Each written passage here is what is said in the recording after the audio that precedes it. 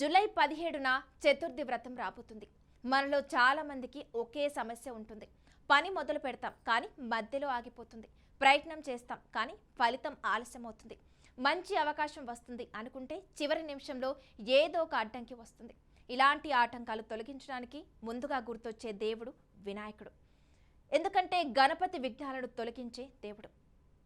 అందుకే ఏ శుభకార్యం మొదలుపెట్టినా ముందుగా వినాయకుడిని పూజిస్తారు.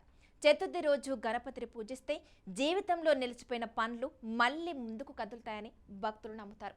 ఈరోజు ఉదయం లేదా సాయంత్రం గణపతి ముందు దీపం పెట్టాలి. గరిక ఉంటే సమర్పించాలి. ఓం గం గణపతయే నమః అని భక్తితో జపించాలి. చదువు, ఉద్యోగం, వ్యాపారం, కొత్త పని, ఇంటి సమస్య ఏది ఉన్నా గణపతి ముందు మనస్ఫూర్తిగా చెప్పుకోవాలి.